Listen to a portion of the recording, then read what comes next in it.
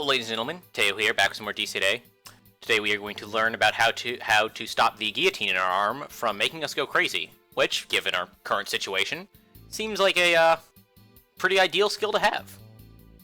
First, I will tell you the name of the calamity you've absorbed. Sakurai leaned against her own desk, then slowly began talking. 生物。聞いたことある？この単語。So, two interesting points. First of all, apologies for the purple text. Purple text indicates that it's something that I've read before, and I read this about a minute ago until I realized that my mic wasn't hooked up. So the next like 3 or 4 lines are going to be purple. Apologies for that. Not much I can do about that. At least I figured it out quickly, so there's not going to be too much purple. Second of all, interesting that the translators chose to use German, because in the source text, it wasn't. They're not using Ananerb, the word Ananerb that came after the translation. They were originally just using a Japanese word, which presumably means ancestral heritage. So this entire line is sort of basically not present in the original. Like, if you listen to the original line... I can't do that yet. 一応。生物。聞いたことある？この単語。So it just says seibutsu, which is presumably ancestral heritage, and then goes to the are you familiar with the word part? So that's a interesting point of note, I guess, for those of you who are interested in translation. I could more or less understand what it meant from the name and how others had talked about it up until now. And see, I imagine this line made a lot more sense in the original when they're talking in Japanese and she uses a Japanese word. Whereas, I think contextually, Den isn't supposed to know German. So, from the name, doesn't make quite as much sense here. I guess it makes some degree of sense because she just told him what the name meant. But still. 宗教の聖人が残したものだろ。釘とか杯とか。ええ、それはキリスト教のね。普通挙げられるのはそのあたりだけど、聖人の遺物というカテゴリーなら、古今東西に該当するものが出てくるのは理解できる？まあ、そうだろうな。Christianity was famous, so relics from them came to mind first. But there were many religions. Likewise, there have been many people known as holy men. Like Shingon Buddhism, it may not have looked like it, but even they probably had holy relics. それが？うん。だったら質問するけど、聖人って何？何って。聖なる人、尊い人、人とは違う人。つまり超人、逸脱者。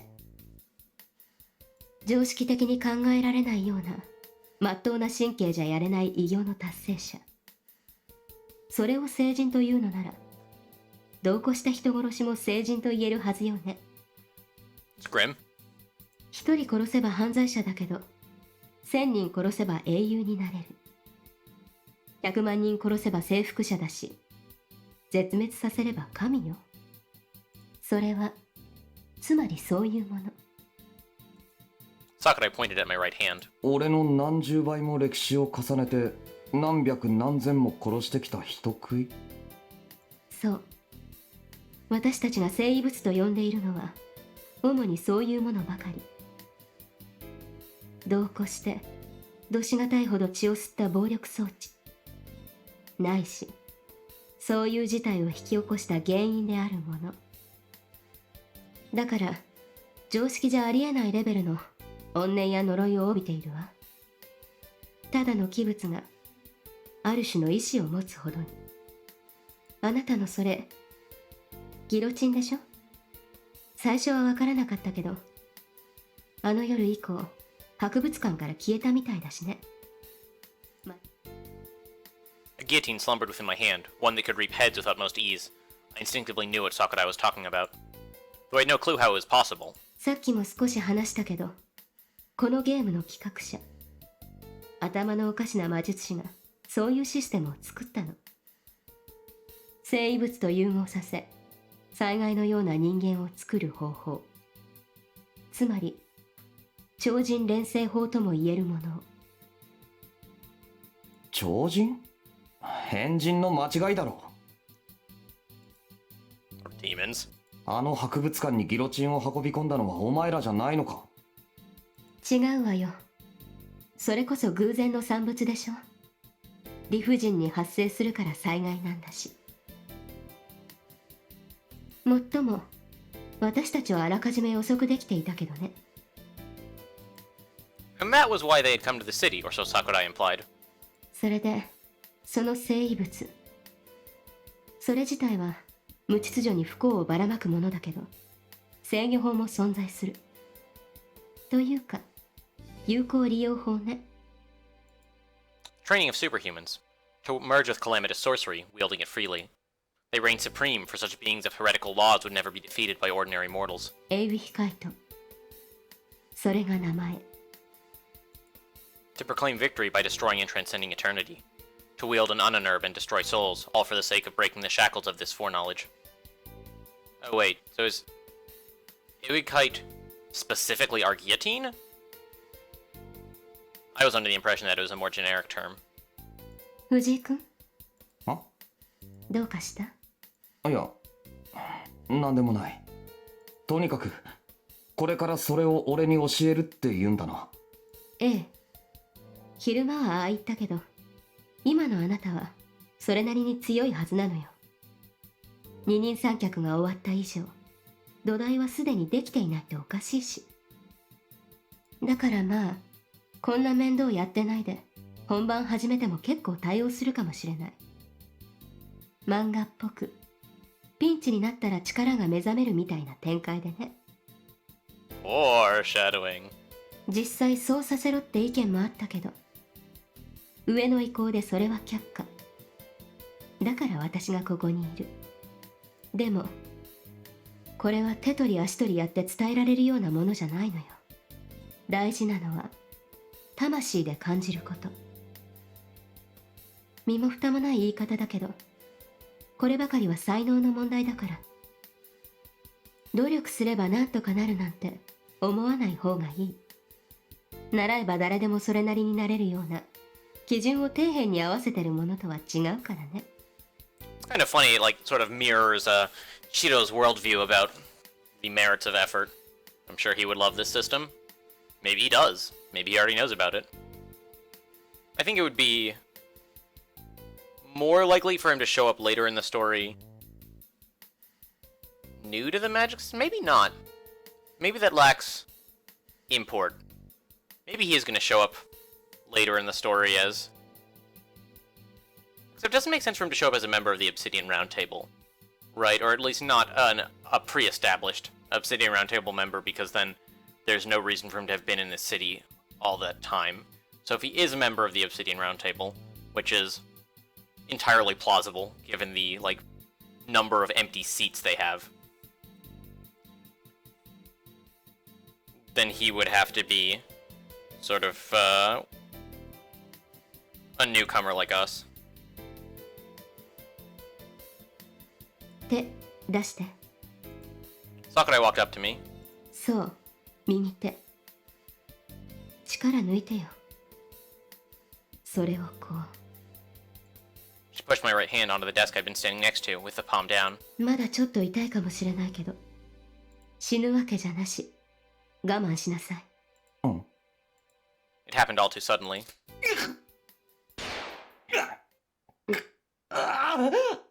Did she just shoot us? That's hella rude! What in the hell? Did she just shoot me in the hand with a gun? 痛かった？ふざけろ。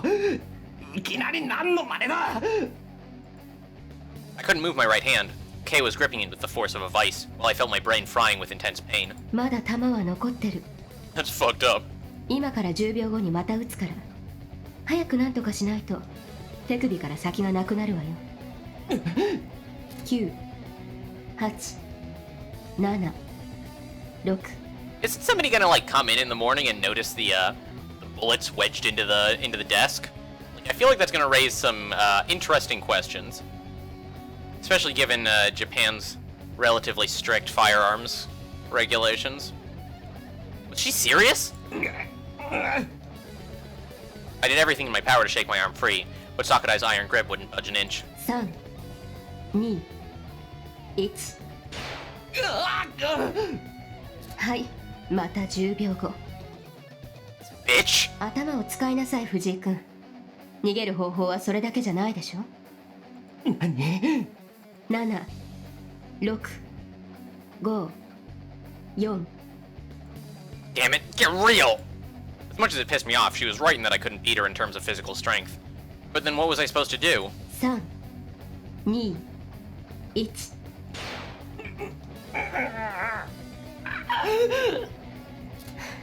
呆れた。あなた鈍いのね、思いのほか。Paying no heed to my glare, Sakurai began counting down again. If this kept up, I wouldn't be able to use my right hand ever again. I had to think of something, and fast, real fast. I couldn't break free of her grip. We were too close for me to punch or kick her, and even if I could, I highly doubted it would work. In other words, it was impossible for me to break free. In which case, the other way would be to destroy the desk acting as a pedestal for my squashed right hand. But how? I couldn't. This wasn't something a person could just do with their bare hands. But wait a second. What if I used a tool? One that required no strength to be wielded. 3、2、1。 Right, I had a tool. I'd use it. Just like Kasumi did that night. 0。 It took a mere second. お見事。 When I snapped back to reality, the desk had been cleaved in two. 今のが活動。生物の特性を生身に乗せる基本中の基本。あなたのはギロチンだからこういうことができる。しかも全方位に向くようね。I was only aiming to cleave the desk in two, but that wasn't all that happened. Sakurai's gun had broken to pieces, and her finger was bleeding. I recalled how nothing I did affected Wilhelm. His skin was stiffer than steel to the point where my fists and legs would break when I tried to hit him. Sakurai was just like him, yet I succeeded in hurting her. In other words, I could beat them. I could use this to win. 手はまだ痛い？藤井君。いや、 I shook my head to clear my thoughts, then looked down at my shot hand. 常識外れだな。本当に。I felt something akin to heat, but the pain itself was already very faint. じきに何も感じなくなるし、そもそも銃なんかじゃ血の一滴も出なくなるわよ。その怪我だって明日の朝には消えるでしょうしね。Another nonsensical claim. Was she serious? 存在としての密度の問題。普通の人間なら魂は一つだけど、生物を飲んでいるあなたはその分だけ強化されていく。つまり殺せば殺すほど強くなるか。そうよ。察しがいいわね。生物の本質は魂ぐらい。銃をはじめとする対人武器は最大効率で使用しても一撃一殺が限度でしょ。そんなものじゃ何百何千も魂をまとめている私たちには傷一つ負わせられない。針で城壁を壊せないのと同じように。参考までに言っておくとね、レイやマレウスは大空襲の中でも無傷だったらしいわよ。まっとうな手段で倒そうとするなら核兵器くらい持ってこないとダメかもしれない。それがまっとうな手段かよ。少なくとも普通の人間が想像しうる破壊という意味においては、一発で何千人も殺せる武器じゃないとお話にならないわ。第一、ただの銃で殺せる相手ならやり方次第で女子供でも殺せる相手ってことになる。そんなもの脅威というには程遠いし、超人なんてとても言えない。例えば睨んだだけで物体を燃やせる存在がいたとして、それと戦うことになったらあなたどうする？ Sniper. From 300 yards. どうするって、そんなの簡単な話だろ。隠れて後ろから殴ればいい。そう。武器がどれだけ強力でもそれを使うのがただの人間ならどうとでもなる。大事なのは身体的な性能と勘の良さ。この部分が人間の範疇だったり、分かりやすい弱点があれば理論上誰にでも殺せるのよ。だから私たちはそういう弱みを徹底的に排除している。卑怯な話だ。Excuse me, sir, that is efficient. Erasing your blind spots was the ironclad rule of all competition, but there could be no competition in the first place if one party completely covered them up. but I mean, that's the goal of every competitive endeavor, right? Like, you can't call them cowards without calling everyone who has ever competed in a thing a coward. Right? Like, you're not mad at their strategy, you're mad at how good they are at it. A competition would mean an equal chance of winning or losing. If what Sakurai told me was the truth, then these people were invincible within the realm of common sense. They lacked the kind of simple weak points that vampires or werewolves had. Hence the whole calamity label, huh? Calling them an extremely dangerous threat would be an understatement. Their power bordered on the absurd to the point where merely crossing their path would be akin to encountering a tornado. One would either flee or abandon all hope. 卑怯。確かにそうでしょうね。でもだからこそ私たちは勝てない。花から勝負にならないからね。ジャンルが違うのよ。私たちとその他じゃ。皮肉な話よ。敗北を拭い去る力を磨けば磨くほど私たちは勝てなくなる。故に勝利を求めてやまない。But that's just sophistry at that point, right? Like, you can still win even if, like, it's not a reasonable fight, right? Like, if you fire a bazooka at an ant, you have won against the ant. Whether or not the ant ever stood a chance is largely immaterial to that. But I guess at that point we're just arguing semantics. あなたに会えて本当に良かった。Genre, huh? I'd already heard reasoning like that before, and understanding aside, I sure as hell knew all about it. But I couldn't help but feel an odd sense of discomfort from that abnormal monologue of hers. Sure, the fact that she went on and on about all this nonsense with a straight face was plenty weird in itself, but I no longer felt any pain in my right hand. That placed me in the same league as them? 話が少しそれたわね。ここからは端的に説明するけど、生異物を操るエイビヒカイトには熟練度に応じた異界がある。どんなことにも共通する基本がそうであるように、慣れればより強くなるのよ。Oh, okay, so Oikite is a generic term. 今のあなたは活動異界。基本中の基本。レベル1。さっき話した睨むだけで燃やす云々と同じレベルね。意識するだけで物が切れる。でも体はまだそれほど強くない。致命傷を負わなければ大抵の怪我は治るけど、拳銃程度で血を流すし、急所を潰されれば死んでしまう。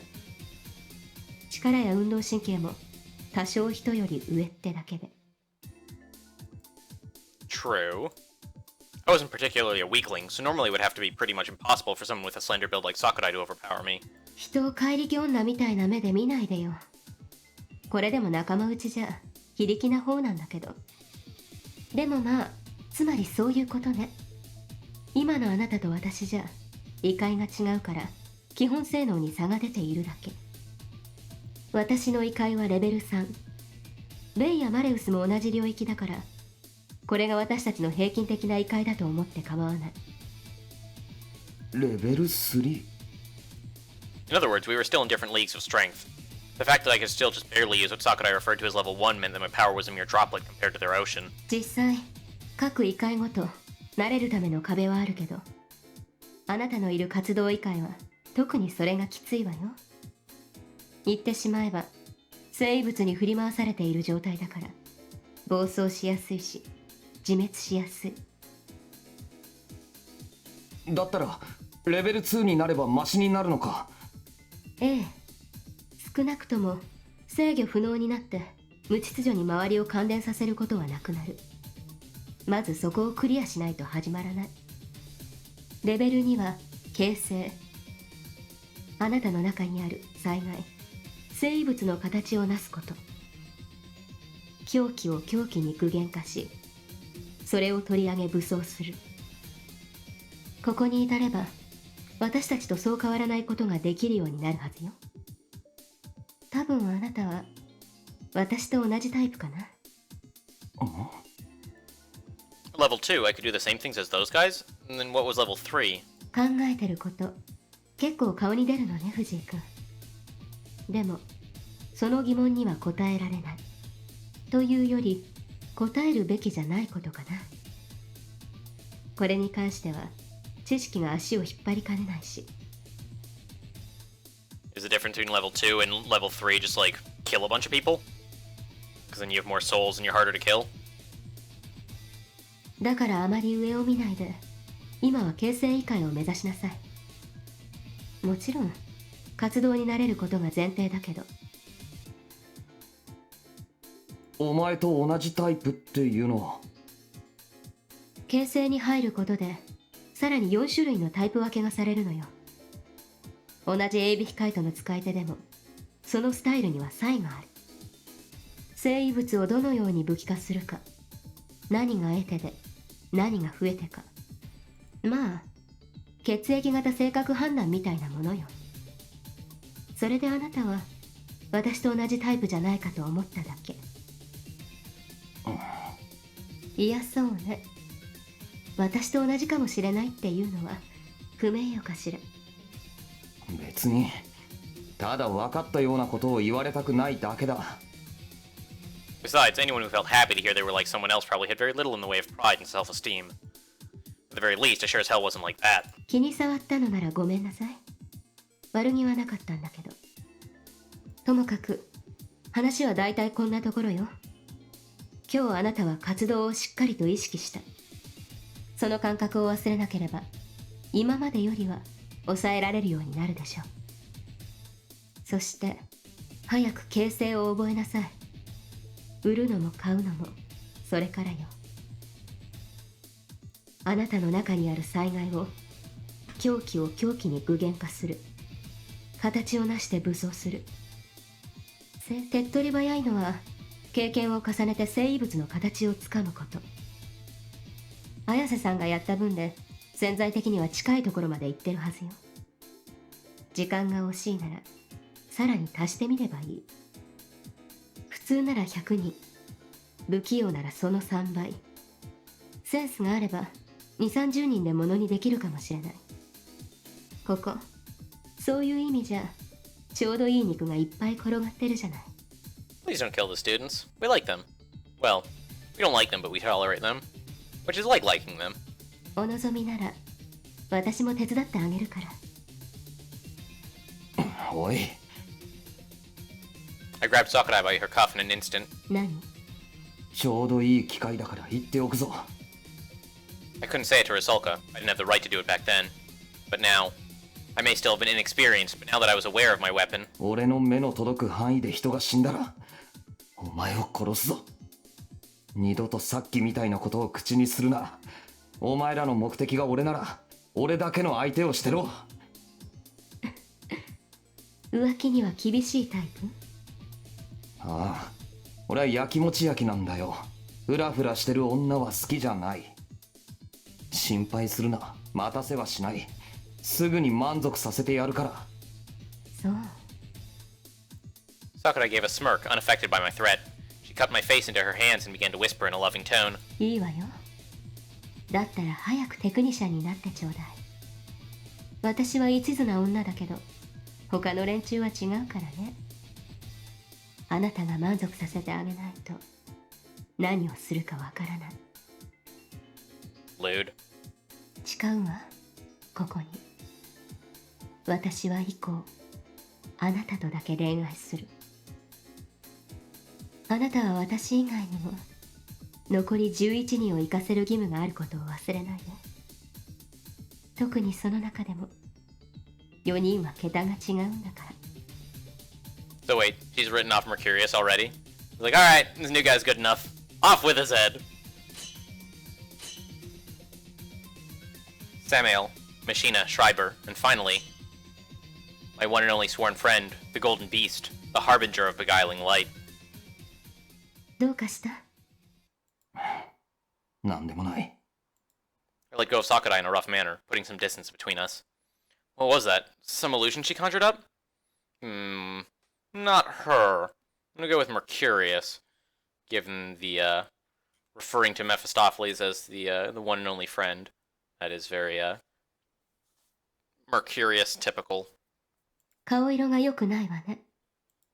Well, she was probably more than capable of pulling that off. Hell, nothing would surprise me at this point. This lecture may have been just a way of showing some level of mercy towards one enemy, but it helped me realize how I could fight them. It felt shameful to be so obviously excited over my freshly realized powers, but now is hardly the time to worry about appearances. I had to become stronger as soon as possible. Those psychos weren't going to sit back and wait for me all day. Although it is interesting to note that, like, Mercurius is, like, actively in Ben's head. I presume that will become deeply relevant at some point. At any rate, the game had now begun for real. The good news is that's not necessarily a bad thing. Like, Mercurius does seem to actually just be rooting for us at this point. Sort of. Or at least rooting for us over the non-Mephistopheles members of the Obsidian Round Table. So, he's not likely to fuck with us in a bad way, necessarily. But he also doesn't necessarily have our best interests at heart. Doesn't necessarily have anyone's best interests at heart. Oh, right. I didn't read the previous line. At any rate, the game had now begun for real. If they attacked me, I'd fight back, and even if they didn't, I couldn't just leave them to their own devices. I still had doubts about this entire thing as a whole, but... What was that? An abrupt wave of static blared through the intercom system in the classroom.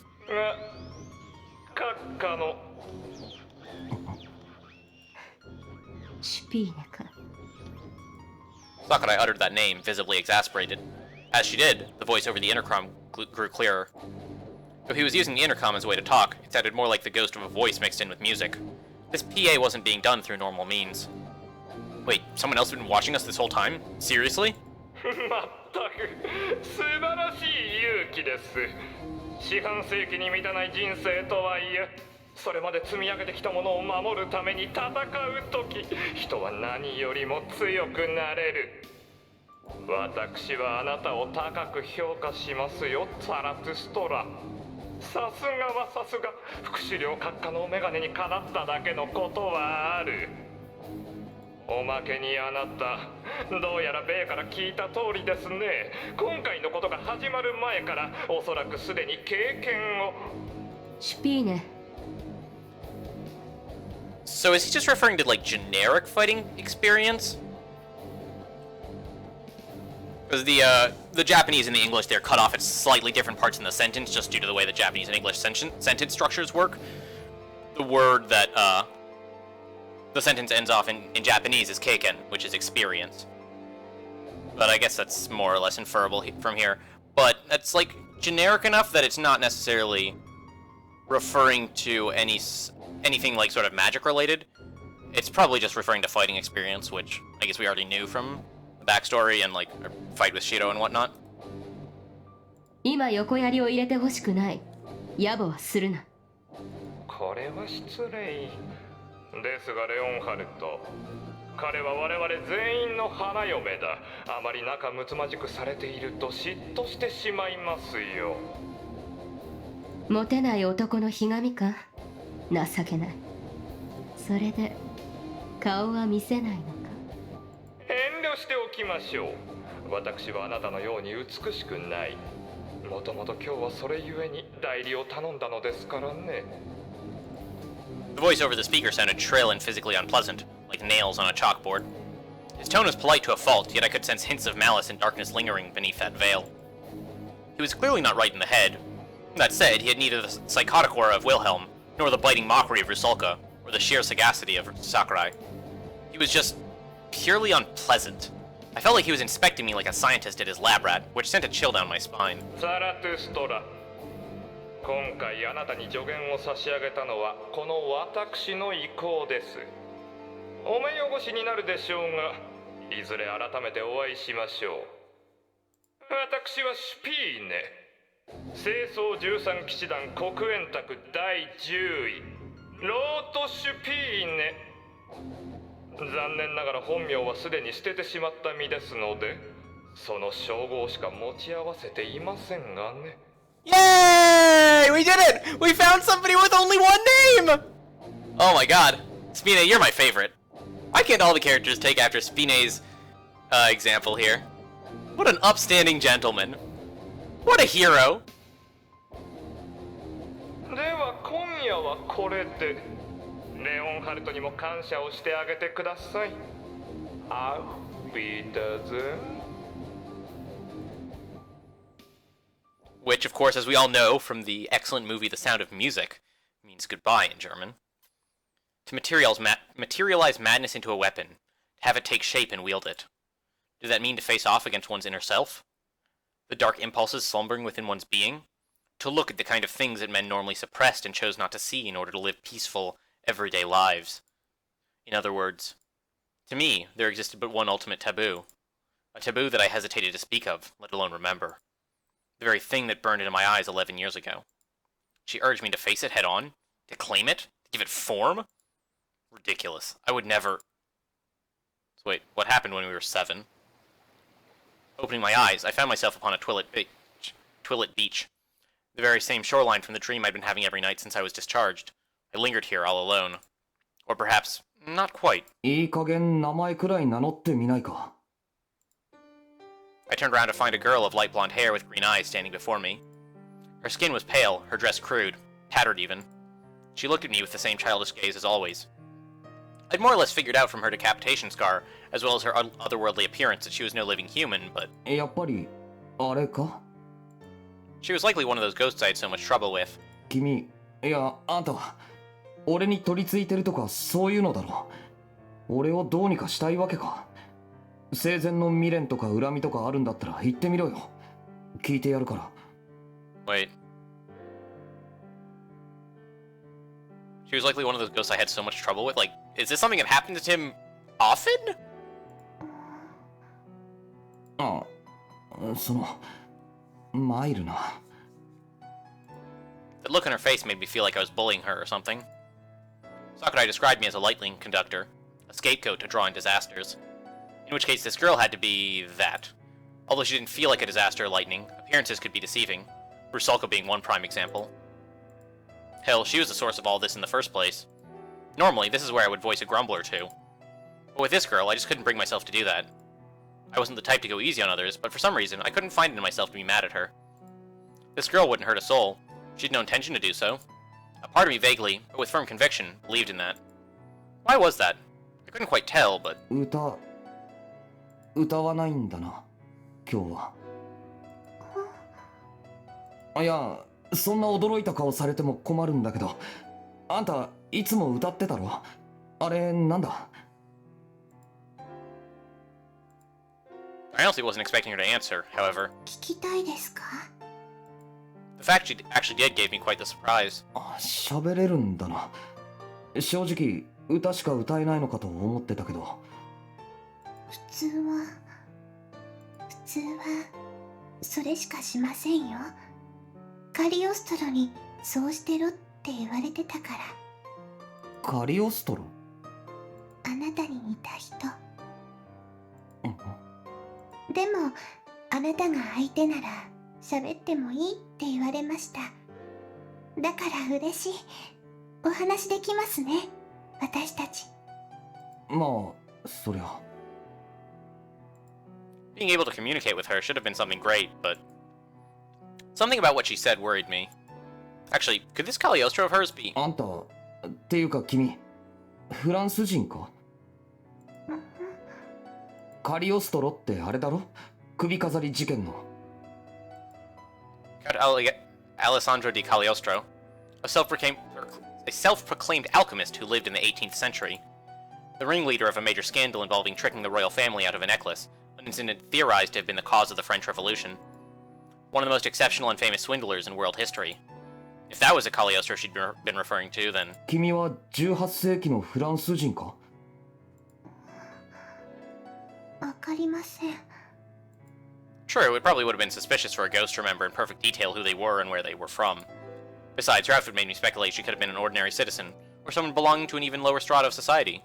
Someone like that not having a good grasp of the calendar would come as no surprise. I didn't know what the education rate was at the time, but she didn't look like a type who lived a normal life. After a bit of pondering, I decided to change the topic. ここはどこだ？どこって？この浜辺、君の故郷か？なんて名前？サンマロ。 Which meant that, yeah, just as I thought. I read something about this, so I knew it was the name of a place in France. ブルターニュのサンマロか。なるほどね。道理で日本には見えないわけだ。日本？ああ、それは俺の国。っていうか、ちょっと待てよ。なんで言葉が通じてるんだ？ Because of plot convenience, and or magic, one or the other. I was talking Japanese, and so was she. Or at least I thought so. Well, whatever, didn't particularly matter. If anything, I was the idiot for trying to find logic in a dream where I was conversing with a ghost. Anyway. 話を戻すけど、君の名前は？ The girl's gaze darted to the ground as she heard my question. マリ。 That was probably her nickname or something. I decided to wait a few moments, but she ultimately never added her last name. マリーか。わかった。で、俺とは話してもいいって言われたそうだけど。Okay, so wait. So it's a girl named Mary from 18th century France who got her head cut off. So isn't she just Marie Antoinette then? Like, oh, it's possible that she's like Marie Antoinette's daughter. Mary, Therese, I think her daughter's name was. Probably one of those two. I mean, could be some other Mary, but like, there's no way the authors weren't aware of the connotations that like those three facts would give. Girl named Mary from the 18th century from France, with her head cut off. I guess that's 4 facts. I was counting like 18th century France is one thing, but I guess it's 2 things. But like, if it isn't Marie Antoinette or someone from that sort of immediate royal family, it's at least intended to strongly evoke that image. By Cagliostro. そいつのこと少し教えてくれないか？どうして？興味がある。 Or rather, I needed to know. Because he'd know I'd come here. Because he'd know I'd come here and talk to her. I understood what he was, was exactly why I needed to know. そいつはどんなやつだった？あなたに似てます。どのあたりが？私に優しくしてくれるところとか。That's, not very specific. でも、カリオストロはもうここに来ないと思う。これからはあなたが私と一緒にいてくれるからって。ねえ、そうなんでしょ？ザラトス。違う。I unconsciously grabbed Mary's shoulder, drawing her a bit closer to me. 俺はレンだ。藤井レン。レン？そう。それから、俺は君が言ってるやつと似てなんかいない。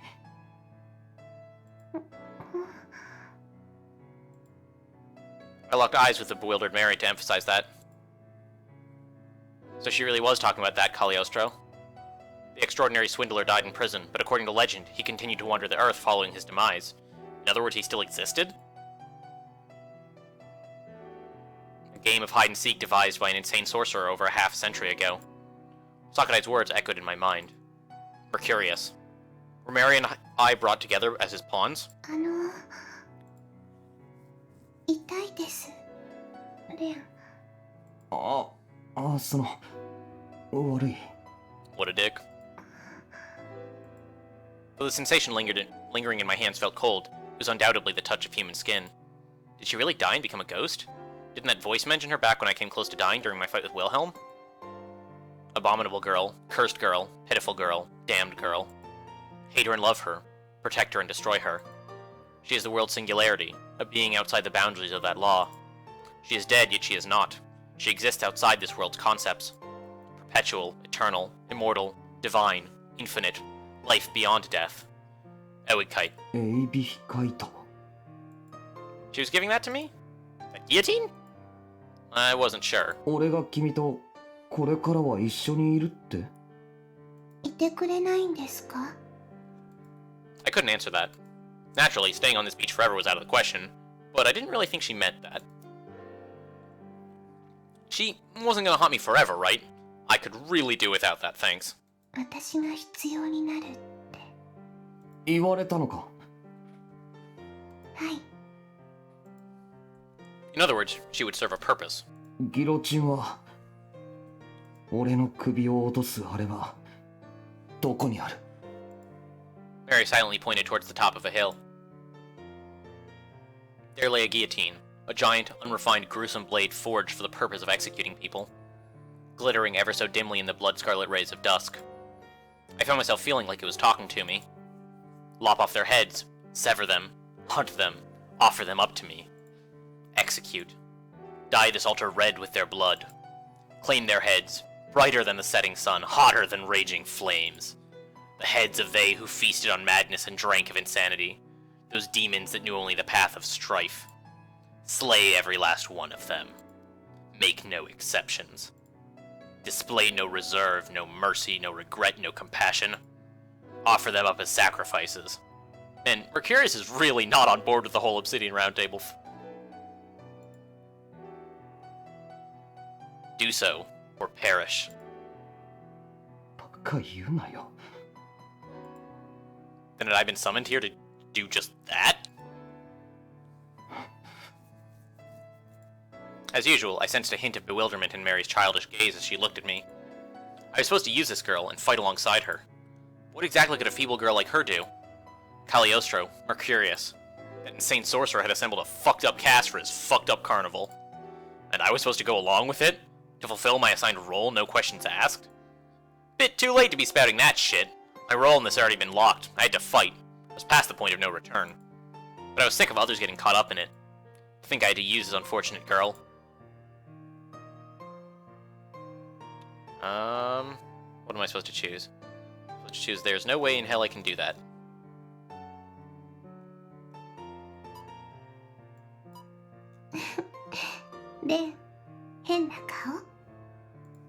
Mary made a gentle, naive smile, free of concern and ill will. I would never make her witness another's death. It had nothing to do with morals or the fact that she was a woman, but for some reason I felt that this, and this alone, was something I must never do. The sentiment made a wave of deja vu wash over me. Could I have possibly met this girl before? Good morning. あ、そっか。 Once I'd shaken off the unpleasant aftertaste of that now all too familiar dream, I changed into a fresh set of clothes. I hadn't eaten, my hair was a mess, and I probably had bags under my eyes, but none of it mattered. I wanted to get to school as soon as possible. Naturally, my reasoning behind that was that it would lower the risk of me shocking others. However, at the moment... Hey, it's a doorbell. I wonder who it could be. A certain someone's voice was sinking its claws into my psyche in an unbearably annoying way. 最近起きるの早いよね。っていうかさ、昨日の夜どこか行ってたみたいだけど、ちゃんと寝てるの？なんか私気になっちゃって、あんたが帰ってくるの待ってよと思ったんだけど、なんか壁の穴通れなくなっちゃってて。やっぱり今までプライバシーの侵害とかしすぎちゃったのかなってちょっと反省しちゃったりなんかして。 I mean, it's both a privacy violation and probably also a violation of your lease. Like, the fact that it exists in the first place. And by probably, I mean almost certainly. And I mean and by almost certainly, I mean there is no lease I have ever seen that would allow you to drill a hole in the wall like that. Like a person-sized hole. In your unit. There's no way. Like, you're not getting your security deposit back. Let me tell you that right up front. だから聞いてみるんだけどさ、レン、最近あんたもしかして私避けてる？あ。 Following my curt answer, I walked past Kasumian outside without locking the door, and quickly descended the staircase. Wow, rude. She didn't chase after me, nor did she complain about my attitude, and instead remained standing in front of my room as still as a statue. Damn it. Why couldn't I do things with a bit more tact? Even as I felt irritated by my own cowardice and awkwardness, I had no choice but to accept this as the correct course of action in the grand scheme of things. Stay away from me. I found myself wanting to say that cliched line straight out of a cheap manga. I wondered if she would eventually move to another city if I could get her to completely hate me. いや、 That wasn't gonna happen. We'd known each other for years now. I came to understand her personality quite well. She'd probably greet me with a smile every day regardless of what I said or did to her. At the very least, trying to ignore her at a time like this would hold no meaning, regardless of how hard I tried. And I couldn't forgive the part of myself that, despite being aggravated, still felt grateful for that. I had plenty of things to consider and evaluate. Making sure I didn't shock my surroundings took maximum priority, but the true problem lay beyond that. おはよう。 Namely, figuring out how I would fight these guys. ルサルカは休みよ。しばらくあなたの顔は見たくないって。よかったわね。In other words, seeing my face would probably set her off. Not exactly a welcome change, but I can understand why she'd feel that way. じゃああいつとは次に会ったら始まると思っていいんだな。多分ね。 Sakurai gave a nod to accompany her blunt reply. Weird. 気持ち悪いな。何が？お前がだよ。何平然と俺に挨拶なんかしてるんだ。講義は昨日ので終わったんだろ。だったらしばらく用はないんじゃないのか。学校来るなよ。それは私の勝手じゃない。お前は別に学校が楽しいわけじゃないだろ。いいえ、楽しいわよ。 Bullshit. She didn't even have a single friend. Sakurai's shameless attitude pissed me off enough to make me throw a glare her way, but it had about as much effect as water off a duck's back. 別に敵対してるからって避ける必要はないでしょ。今のところ私は身の危険を感じないし、あなたをどうこうしようとも思ってないし。だったら顔見知り同士会えば挨拶くらいするでしょ。何が変なの？全部だ。I practically spat the word out. 座りが悪いんだよ、今の状況。不自然でわざとらしくて嘘くさくて気持ち悪いことこの上ない。そもそも。And the most perplexing thing of all was the fact that I still had no idea what these freaks were ultimately after. まさか本当に俺とやり合うのだけが目的ってわけじゃないだろう。得体が知れなさすぎるんだよ、お前らは。Spine's interruption yesterday prevented me from learning everything, and as such I still had questions. Whatever I found myself caught up in, I wasn't seeing the full picture. It felt almost like I was being toyed around with and dragged into something I didn't fully understand. Hell, if they came at me one after another, I would eventually learn a thing or two, as I fought them off in the heat of the moment. But instead, reality had chosen to give me this breather. I couldn't relax, I felt sick, like I was wasting away here. No wonder I felt so bothered by all the gaps in my knowledge. 顔に似合わず好戦的なのね。まあ、今は生異物の影響もあるんでしょうけど、そんなにすぐ始めたいの？ぶっつけ本番がお望みかしら。Fight, fight, fight! But don't actually fight, because she'll kill you. 違う。俺がマシになるまで待つって言うなら、それはそれでありがたい。どのみち無視はできないし。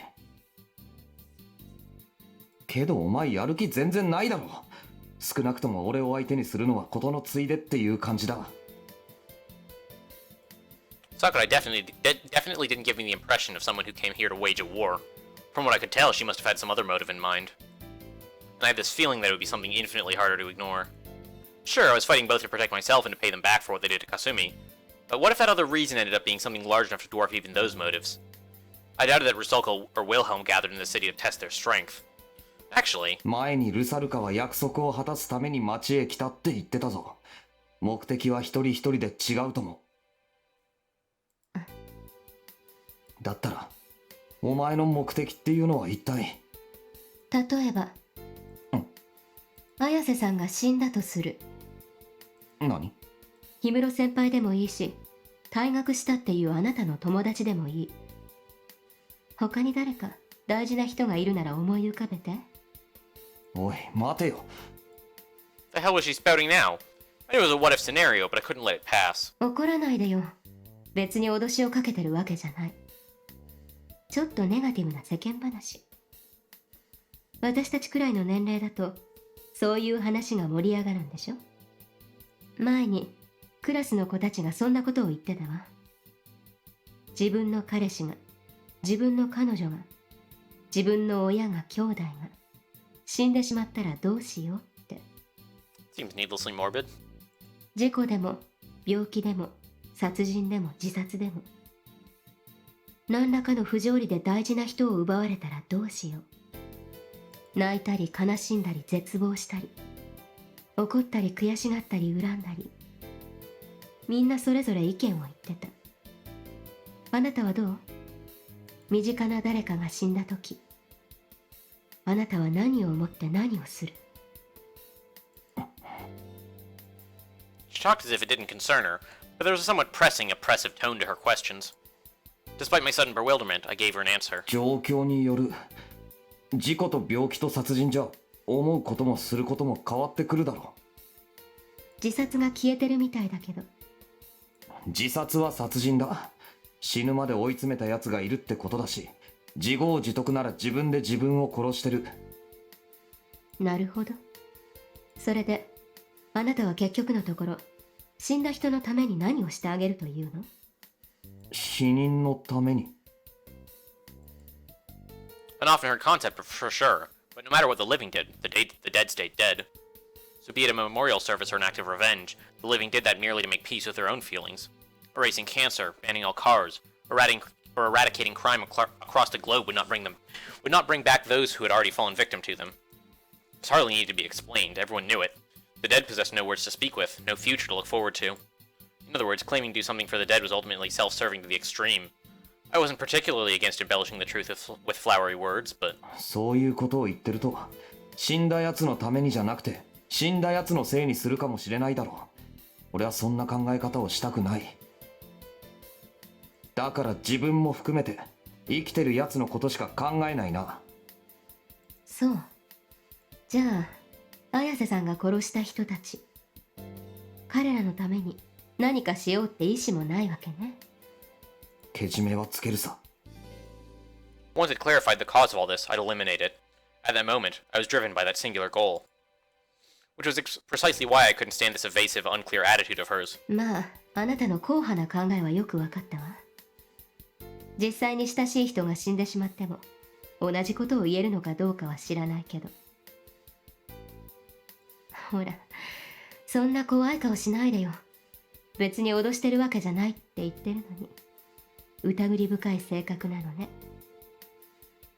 I mean, you haven't given us great reasons to trust you, in all fairness. それで？答えろよ。お前の本当の目的は？目的ね。After a slight pause, Sakurai gave a snort. 言ったでしょ。学校が楽しいのよ。さっきみたいに青臭くて何年後かに思い出したら恥ずかしくなるような話をいっぱいしたい。他にもどこのケーキ屋さんが美味しいとか、何組の誰々がかっこいいとか、テスト勉強が面倒だとかね。そういうのを私は満喫したいのよ。でも私がクラスの子たちと仲良くしてるとあなたが邪推するでしょ。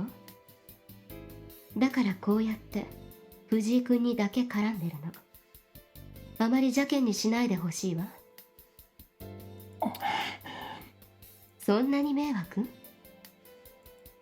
More like I was in the mood to send her flying with a right hook. Wanting to enjoy school life? Where'd she get off talking like that when she destroyed mine? So in the end, she had no intention of revealing her goal at all. Even if she was simply fooling around, all she achieved was pissing me off. もういい。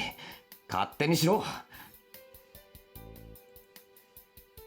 But as I was about to leave, clicking my tongue in irritation, そう。だったら綾瀬さん、私と一緒に登校する？ hearing her name sent a metaphorical electric shock over my whole body. I turned around, only to be met with the sight of Kasumi peeking her head out from behind a nearby telephone pole.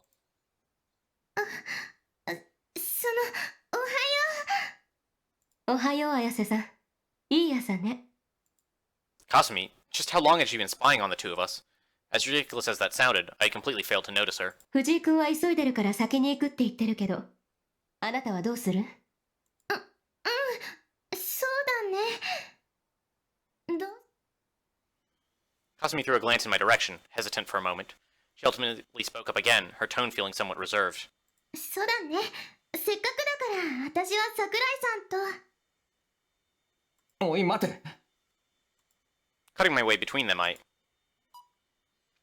And this, interestingly enough, is, I believe, where the routes diverge. Yeah.